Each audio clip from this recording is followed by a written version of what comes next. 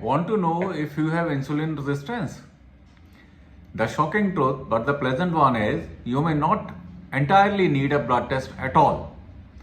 Most people ask me, Doctor, which test should I do to check insulin resistance?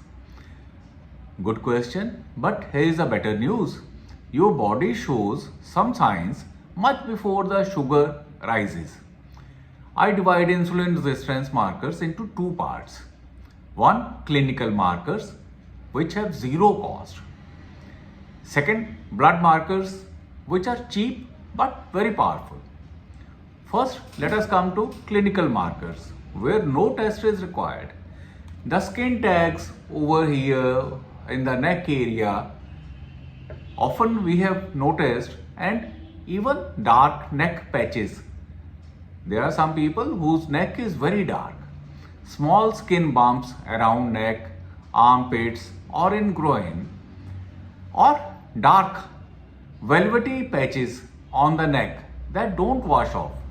That is a classic sign of insulin resistance. Why? Because insulin is a growth hormone. Excess insulin causes abnormal skin growth. Then second, waist size also matters more than your weight. These days we are concerned about our weight. We often ignore the waist size.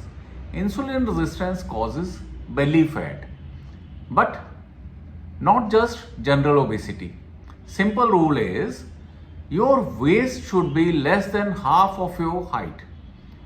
If it is more, that means visceral fat is present. Punjabi's families often call a belly healthy. ਖਾਂਦੇ ਪੀਂਦੇ ਘਰ ਦਾ ਹੈ ਲੜਕਾ ਇਹ ਸੋਚਦੇ ਨੇ.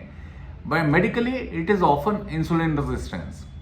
Then second, high blood pressure. This is the third cause, not just salt.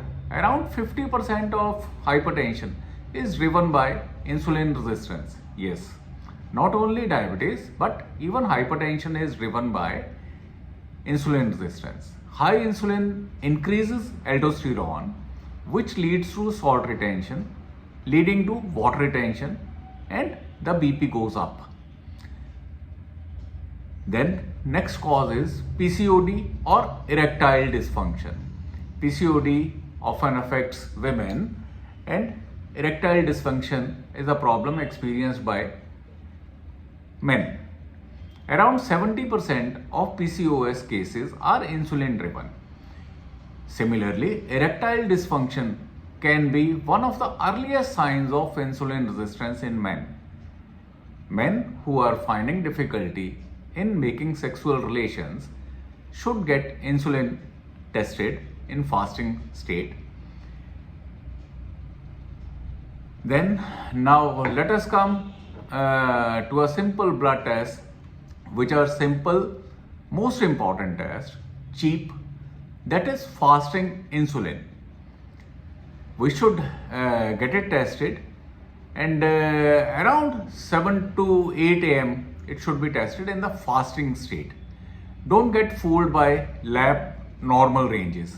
It is also a scam, I think a criminal scam, that often in the report of your insulin level it is mentioned that the optimal is less than 25, whereas I would say if a lab is mentioning 25 is normal, I would say it is highly insulin resistant.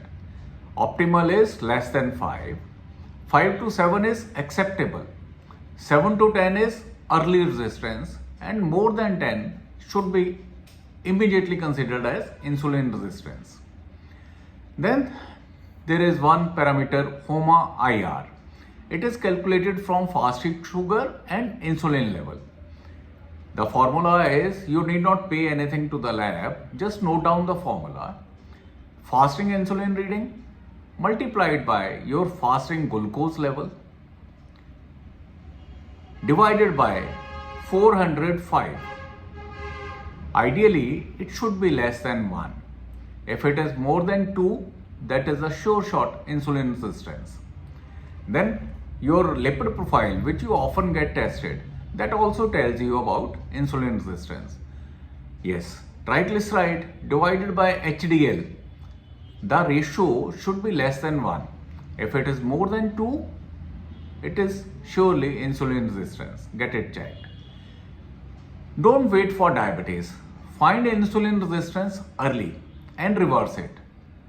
Follow for more science-backed health tips. Share with your diabetic friends and also pre-diabetic ones who are concerned about their health.